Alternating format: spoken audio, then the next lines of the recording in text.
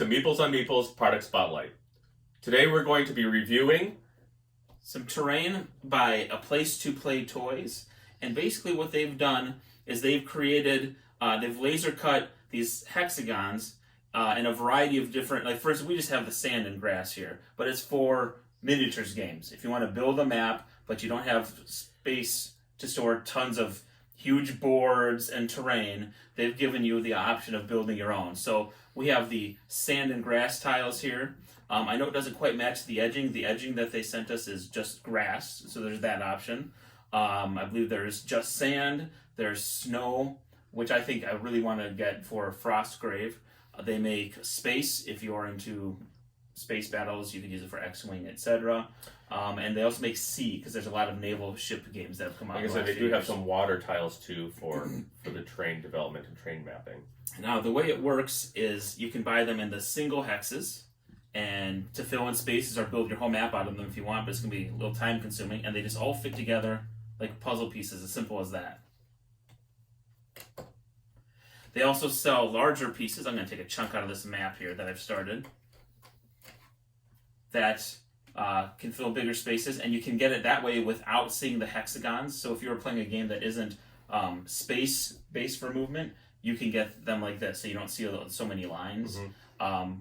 That might work better for your Warhammers, your Infinities, those types tactics, that type of thing. Yeah, those the measurement-based miniatures games.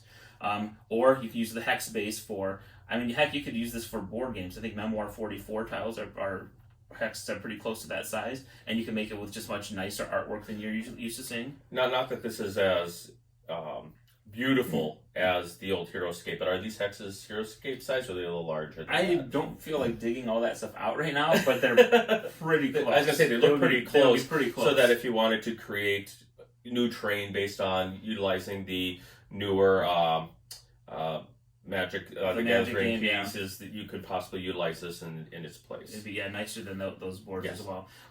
They're a really nice finish. If you look closely, there are a few layers, and they've been like laser cut out. The one downside to that is when I was unpacking them, they have a little bit of a black residue that leaves on your fingers.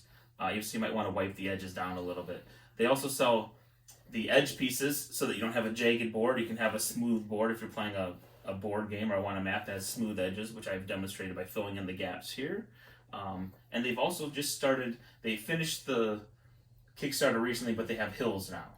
So you can actually have a little more 3D to your terrain and have things that block line of sight. And those hills are actually numbered, so you know what is first level, second level, third level. So if you're playing a game with different variations of basically, actually, height. You can hand it to me right Sure. there. They basically get smaller per level as they fit together like that. If you can see here, you've got the biggest base, they get skinnier, and you can build them up and make them taller.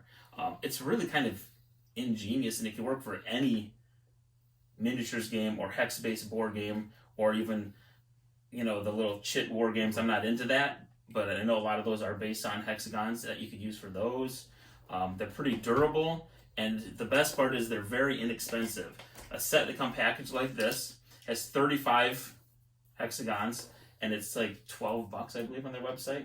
The edges for the boards, and this is not all of the edge pieces. I have a bunch over here, all of these off to the side, so I could make a bigger board with the edge pieces. The edge sets are $10. So to make a fairly large map, you'd be out at most, $36-40 probably. And let's face it, this is a lot easier to store than rolled up styrofoam maps. Absolutely. It's the plastic, some places you have plastic built out, or just board games that have you lay out very large terrain scales. This is a lot easier to store, much easier to travel with as well. If you want to go and play a game very quickly of, a miniatures game using hexes or not using hexes, this is so much easier to get out, store, put back together, that you're going to have a lot easier time with your play setup. Absolutely, yeah. I was really impressed with the quality of the artwork, and like I said, this is the sand and grass mixed with grass. That's why it's not a smooth transition. But on the back of the sand and grass, some sides have more grass than sand, so you can transition into grass So they've kind of thought of everything. Yeah, Like a double visual, siding. there's a visual component to it as well. It'd be very interesting for the snow tiles. I mean, then you could create, the rule. You could implement the rules of movement based upon type of terrains, and they have a lot of that figured out. Yeah. So there's kind of a first look. Overall, I would say I'm impressed, and because the price is so great, I would recommend them. And it's from, again, aPlace2Play Toys. The number 2 is where you'll find it on their website. 2 thumbs up.